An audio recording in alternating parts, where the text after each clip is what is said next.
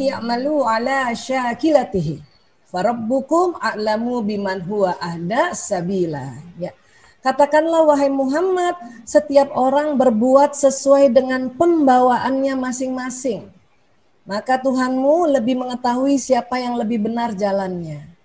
Jadi memang Allah ya sudah sampaikan pada Rasulullah SAW bahwa setiap orang itu sesuai pembawaannya masing-masing. Ya, Abu Bakar seperti Abu Bakar, pembawaannya akan beda dengan Umar bin Khattab.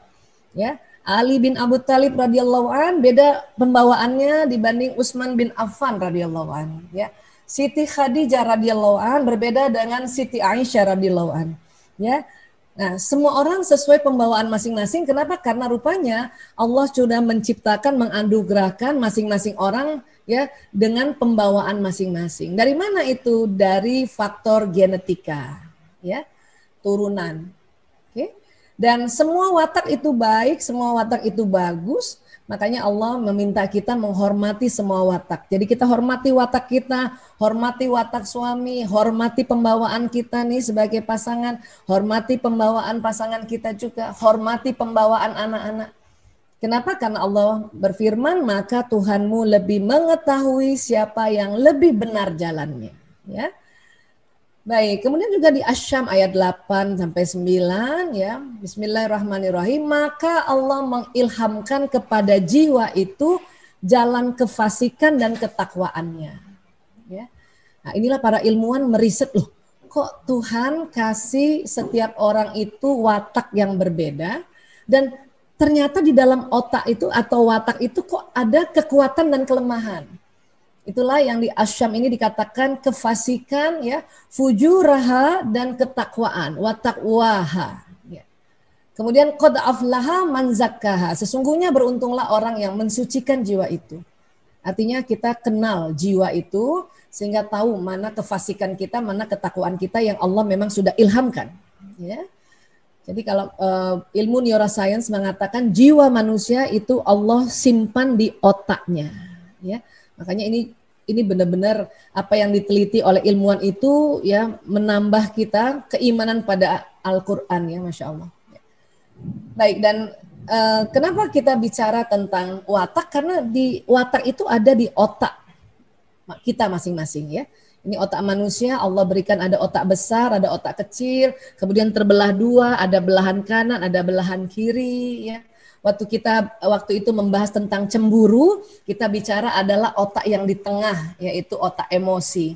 Karena cemburu itu salah satu dari emosi kita, ya. Baik. Nah, kalau gitu watak itu apa sebetulnya? Watak itu genetik, turunan. Ya, dari ayah dan dari ibu, ya. Lewat mana? Lewat kromosom. Nah, inilah kromosom. Kalau Bapak Ibu pernah belajar biologi ya, kromosom seks perempuan namanya XX. Kromosom seks laki-laki XY. Nah, bentuk kromosom kayak gini. Kenapa disebut X? Karena kayak gini, bentuknya X. Dan di dalamnya ada tali-tali kromatid ya yang berisi DNA ya. Nah, ini dia kromosom isinya DNA gitu. Laki-laki kenapa disebut XY? Karena ini tadi ada bentuk seperti ini laki-laki di kromosom seksnya ya. Dan ini disebutlah oleh para ahli ya sudah kita sebut aja Y. Karena bentuknya walaupun nggak Y banget, tapi ini kita sebut Y saja ya. Ya, di dalam DNA ini adalah ya pesan biologis dari ayah kita dan dari ibu kita nanti kalau dia sudah melebur dalam pertemuan ovum dan zigot. Ovum perempuan ketemu zigot ketemu sperma dari laki-laki akan menjadi zigot. Nah, zigot ini isinya adalah ya informasi biologis ayah kita dengan 7 leluhur ke atas, juga ibu kita dengan 7 leluhur ke atas. Nah, isinya di sini. Mulai dari bentuk fisik, bentuk rambut, bentuk kulit, bentuk mata, bentuk hidung, juga termasuk watak juga, temperamen juga. Ya. Jadi kalau ayah bunda ada punya anak ya lebih dari satu, kok ini kayak gue banget ya, itu berarti ya DNA ibu lebih dominan di anak yang nomor 1 ya. Atau lihat anak nomor 3 lagi, ini kayak bapaknya banget, ini bapaknya banget. Nah itu berarti ya DNA-nya ayahnya dominan di anak nomor 3. Jadi kurang lebih seperti itu Termasuk penyakit-penyakit turunan ini dibawa di DNA ini, ya.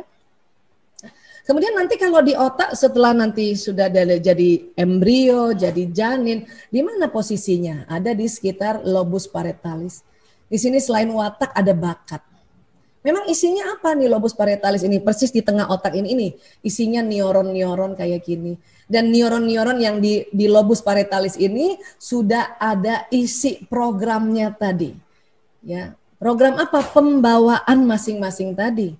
Karena dari kromosom ayah bertemu kromosom ibunya. Watak bisa berubah nggak? Nggak bisa. Dia ada di sini, permanen. Tapi ingat di sini ada kekuatan dan kelemahannya. Ya, ada kefasikan dan ada ketakwaan. Kalau gitu watak bisanya di apa? Dibentuk menjadi lebih baik agar ketakwaannya yang lebih banyak. Jadi disucikan jiwa kita itu dengan ketakwaannya yang lebih banyak. Bagaimana caranya? Itu tadi kita harus belajar. Nah, nanti pelajaran-pelajaran yang kita pelajari masuk di sini. Ya. Watak seseorang ada berapa jenis, Bu Aisyah? Ya, kata para ahli, saya hanya menyampaikan saja. Kata ahli bilang setiap orang 2 jenis wataknya. 1 turunan ayah, 1 turunan ibu. Nah, 2 jenis itu nanti ada yang dominan, ada yang watak tambahan. Ya. Tapi kok saya kok usia kayak gini udah di atas 45 tahun rasanya kok semua watak ada di saya ya? Ya karena ada watak lain namanya watak pembelajaran. Ya, jadi kita belajar. Kalau di sini watak pembawaan, karena tadi Al-Isra 84, kalau kita nanti belajar, barangkali diajarin orang tua kah, atau melihat pasangan hidup ya, karena watak berbeda, atau ikut seminar, atau ikut ngaji, ikut taklim, maka ada disebut namanya watak pembelajaran. Ya. Dan umat Islam sebetulnya apapun jenis wataknya ada di sini, dia tetap harus mengikuti role modelnya atau uswatul hasanahnya ya, itu Rasulullah SAW. Makanya kita belajarlah bagaimana perangai Rasulullah, cara berkata Rasulullah, cara berjalan, cara duduk. Dan pelajaran itu semua akan masuk di otak di depan sini. Dari mana ya? Dari penglihatan, pendengaran, pengucapan. Apa yang kita lihat, kita dengar, pelajari nanti masuk ke depan sini. Ya, dan dia berinteraksi dengan ya watak yang ada di lobus parietalis. Dan ini ada kanan kiri. Ya. Baik, berikutnya. Ya. Jadi nanti di otak ini kan tadi ada neuron-neuron tuh, kabel-kabel, dia akan tersambung-sambung. Kalau kita sudah tahu jenis watak kita dan tahu kekuatan kita dan tahu kelemahan kita, diharapkan kita selalu nyalakan yang kekuatan. Agar apa? Agar ya program kekuatan di otak kita itu tersambung, kabel-kabelnya tersambung, koneksinya tersambung. Ya. Kalau memang kita sudah tahu kelemahan kita atau kefasikan kita, itu kalau perlu nggak usah disebut-sebut. Ya, kenapa? Karena nanti tersambung neuronnya. Bahaya kalau tersambung. Kenapa? Karena dia akan menjadi sebuah perilaku. Ya, nah ini tadi. Jadi pesan program watak di otak lobus parietalis ini bisa jalan ke sistem saraf ini. Dan sistem saraf ini kerjanya kayak kabel listrik. Jadi pesan yang ada di otak dia jalan ke sistem saraf. Makanya ya dari kecil sebetulnya kita sudah bisa tahu ini watak seseorang apa. Karena program watak sudah mulai terakses atau istilah sekarang ya, atau nyala atau on sejak dalam rahim seorang ibu. Makanya nanti bisa membentuk ya sudut mata, sudut mulut, perangai, cara berjalan, ya cara berpikir. Karena betul-betul watak ini ya dia memberi pesan kepada seluruh tubuh. Ya, bahkan juga kerutan-kerutan kita tuh ketahuan lewat watak juga itu. Ya, baik. Nah, jadi kalau kita bicara watak, ya kita bicara watak, mungkin Bapak Ibu juga pernah belajar ya dari mana saja, nggak apa-apa, ini kita ulang lagi ya. Watak ini dibagi oleh teman-teman psikolog, ya karena memang watak ini ranahnya psikolog, tapi kita diperbolehkan mempelajari watak sebagai pengetahuan umum agar kita bisa tahu pasangan kita terutama ya, dan bagaimana mengabadikannya, kan gitu. Ya. Nah, jadi watak terbagi 3 besar, introvert, ekstrovert, dan ada lagi namanya ambivert. Ambivert ini separuh ekstrovert, separuh introvert. Makanya dia hitam putih kayak gini. Ya. Nah, sekarang kita cek coba masing-masing wataknya yang mana, introvert, ambivert, sama ekstrovert ya. Nanti ibu yang mana wataknya ya, kita cek ya Bu ya. Ya coba ya.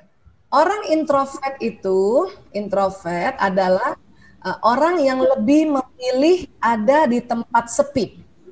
Nah, ini introvert. Kalau dalam 7 hari ya, ibu-ibu atau bapak ibu yang hadir hari ini misalnya lebih senang di tempat sepi, saya lebih senang tempat sepi deh. Lebih senang di rumah misalnya gitu ya. Atau lebih senang di kantor, lebih senang di ruang kerja, itu introvert. Ya. Tapi kalau ekstrovert, ya, itu orang yang lebih semangat ketemu orang baru. Jadi dalam 7 hari mungkin lebih senang keluarnya gitu. Ya. Kalau ambivert ini tergantung sikon. Ya, ya. Sekarang kita lihat lagi. Introvert itu cirinya lebih produktif di tempat tertutup. Bu Hermin terasa begini, Bu? Iya, Bu. Oke. Kalau ekstrovert itu lebih produktif di tempat terbuka. Ya. Dan kalau ambivert itu bisa keduanya. Di tempat tertutup produktif, di tempat terbuka produktif. Ya. Nah, kalau dari sini aja kita sudah bisa deteksi watak kita, ini lebih asik nanti. Ya. Kemudian apa lagi? Introvert. Nah, ini ekstrovert dan ambivert. Introvert terpulihkan energinya saat sendirian. Kalau ekstrovert terpulihkan energinya saat beramai-ramai. Ambivert tergantung situasi dan kondisi. Udah ngerti ya? Udah paham nih ya. Nah, biasanya kalau istri introvert, suaminya ekstrovert. Iya. Atau kebalikannya, istrinya ekstrovert, suaminya introvert. Jadi buat istri introvert, jangan heran kalau suaminya lebih senang di luar rumah dan lebih senang rame-rame. Iya, betul Bu. Karena dia terpulihkan energinya kalau rame-rame. Ya. Kemudian introvert lebih suka bekerja atau belajar sendiri. Ya. Kalau ekstrovert lebih suka bekerja atau belajar dalam tim.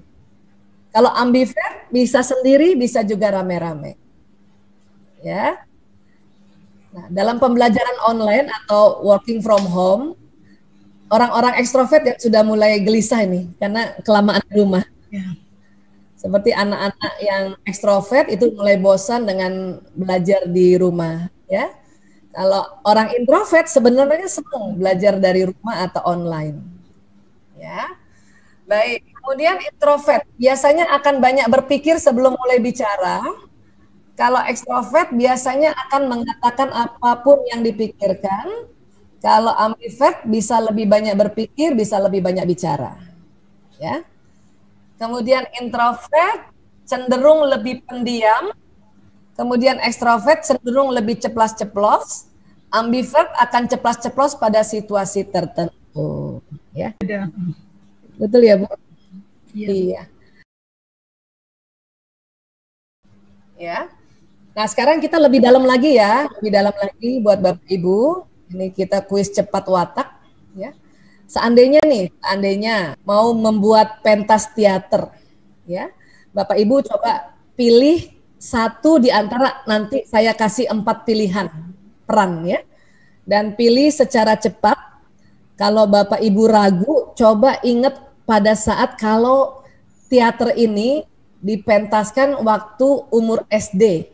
Ya, kira-kira Bapak Ibu pilih yang mana ya? Baik, saya kasih 4 pilihan peran. Ya, penonton, penulis skenario, sutradara atau artis. Pilih satu di antara 4 pilihan ini. Ya, silakan Bu pilih. Pilih yang cepat, spontan, cepat, nggak usah ditimbang-timbang. Ada yang pilih penulis skenario, ada yang pilih sutradara, ada yang pilih artis. Ya Bu. Nah, oke. Tadi saya sampaikan bahwa watak itu 2 jenis, ya. Ada watak utama atau dominan dan watak tambahan. Karena satu turunan ibu, satu turunan ayah, ya. Baik. Jadi kalau tadi Bapak Ibu sudah pilih satu di antara 4, sekarang saya minta pilih satu lagi. Ya, baik. Ya, jadi karena watak dasar itu 2, jadi boleh Bapak Ibu pilih 2 di antara 4 pilihan ini. Ya, oke. Kalau sudah kita lebih dalam lagi. Ya, baik. Kalau tadi pilih penonton, itu di dalam bahasa psikologi kepribadian itu dinamakan plekmatis. Ya, hasratnya damai, betul Bu? Dan ciri khasnya pengamat, senang mengamati. Betul ya Bu? Ya, apa-apa Ibu damai, nggak mau konflik, cepat ngalahan, cepat setuju kalau misalnya ada pilihan-pilihan rapat gitu ya. Nah, ini orang penonton ini hasratnya selalu damai ya. Nanti kita akan belajar lebih detail lagi apa watak penonton ini ya. Baik, mungkin tadi ada yang pilih penulis skenario, baik pilihan pertama dan kedua. Ya, orang yang pilih penulis skenario itu disebutnya dalam psikologi kepribadian melankolis. Hasratnya sempurna, ingin mengerjakan apa-apa dengan tepat, dengan benar, mendalam, detil. Nah ini, ciri khasnya pemikir. Ya, mungkin ada Bapak Ibu tadi pilih penulis skenario, berarti Anda orang yang ciri khasnya pemikir. Apa-apa dipikirkan dan sangat mendalam, sangat detil, ya. Dan selalu mau sempurna. Ini kalau mau tahu penulis skenario ini ciri khasnya apa? Biasanya kalau mau sikat gigi dari kecil sampai sekarang pencet odolnya dari bawah. Pencet odol dari bawah itu biasanya penulis skenario, ya. Tadi kalau ada yang pilih sutradara itu berarti wah, hasratnya mengatur. Dan ciri khasnya pelaku, pekerja atau dia selalu mau mengerjakan sesuatu ini, ya. Dan kalau bahasa psikologi kepribadiannya koleris. Nah, ini dia, ya. Biasanya watak sutradara ini watak yang dari kecil dia selalu tegas, ya. Kemudian senang mengatur, senang mengorganize, ya. Dan tidak pekewuh kalau ngomong sama orang, tidak kalau plekmatis kan nggak enakan nih kalau ngomong belak-belakan. Kalau koleris ini bisa belak-belakan, ya ini. Nah, satu lagi kalau tadi pilih artis ya, artis ini disebut sanguinis, hasratnya gembira, ya. Dan ciri khasnya pembicara sebetulnya. Jadi senang cerita dan selalu mau gembira, ya. Kadang-kadang kalau orang sanguinis sedang sedih, sering nggak kelihatan itu kesedihannya gitu. Dan orang sanguinis ini orang yang spontan, ya. Jadi kalau bisa ya hari ini aja deh kita pikirinnya gitu ya. Dia beda dengan melankolis. Melankolis ini berpikirnya detil dan mendalam dan bahkan ya 3 bulan ke depan aja dia sudah pikirkan. Kalau orang melankolis, ya. Makanya ini disebut introvert, ya. Jadi mau damai dan mau sempurna, pengamat dan pemikir, ya. Karena Ibu serius soalnya. Iya. Nah, yang di atas ini inilah yang disebut ekstrovert, ya. Hasrat mengatur dan gembira, ya. Iya. Ya, ceplas-ceplos, belak-belakan, ya kayak gitu ya. Nah, itu berarti Ibu sudah sangat soulmate. Ibu yang di bawah, Bapak di atas. Ya, karena suami istri itu wataknya bertolak belakang. Jadi kalau Ibu tadi plekmatis, ya, kemungkinan besar siapa yang pilih plekmatis, pasangan hidupnya di sini koleris. Ya. Kebalikannya juga kalau Bapak Ibu ada yang pilih sutradara tadi, yang pertama sutradara, kemungkinan besar pasangannya yang penonton. Karena ini adalah watak ya belahan jiwa ini, soulmate gitu. Kebalikannya, kalau ibu atau bapak atau siapapun hari ini yang pilihan pertamanya penulis skenario, yang hasratnya sempurna, kemungkinan besar pasangan hidupnya ada watak sanguinisnya atau watak gembiranya. Jadi satu yang pemikir, satu yang ngomong gitu. Satu yang damai, satu yang mau cepat-cepat kayak gitu. Nah, itu artinya sudah soulmate. Ya. Bu Aisyah, watak ambivert yang mana ya? Nah, ambivert tuh yang ini, atas bawah. Ya, dan satu lagi ini, atas bawah. Ya. Ada nggak suami istri yang penonton dan artis, pasangannya ya sutradara dan penulis skenario? Ada. Karena ini artinya dia watak soulmate. Jadi yang introvert pasangannya ekstrovert, ambivert itu pasangannya ambivert, tapi ambivert yang satu sebelah kanan jalurnya, satu sebelah kiri. Bu Aisyah, ada nggak watak suami istri, karena masing-masing orang dua wataknya, satu yang bertolak belakang, satu wataknya sama? Ada juga. Ya, misalnya istrinya penonton dan artis, suaminya sutradara dan artis, itu bisa, ya. Kenapa? Karena antara penonton dan sutradara ini yang soulmate-nya, satu belahannya adalah watak bersahabat. Kalau puzzle itu tadi puzzle yang di pinggir itu loh, ya, yang pinggirannya sama rata tapi dalamnya tetap dia beda-beda, dia punya sisi, ya. Kita kan nggak belajar watak Bu Aisyah, masa kita tahu sih watak pasangan kita? Itulah hebatnya. Kenapa? Karena secara fitrah, secara naluri, ini istilahnya naluri, ini naluri namanya. Ya, pada saat kita mencari pasangan hidup pasangan hidup jangka panjang istilahnya, atau pasangan hidup atau jodoh, itu otak kita akan mencari kebalikannya. Ya. Jadi kalau orang bilang jodoh itu di tangan Allah, betul. Allah sudah buat di otak masing-masing itu, ya, watak yang mencari watak kebalikannya. Itu jodoh namanya. Nah, tapi jodoh juga Allah kasih, ya, kelapangan atau keluasan buat kita memilih juga mau orang apa, mau anaknya siapa, mau tetangga kah, atau gitu. Jadi sekali lagi bahwa memang watak ini kebalikannya gitu, dia berbeda, ya.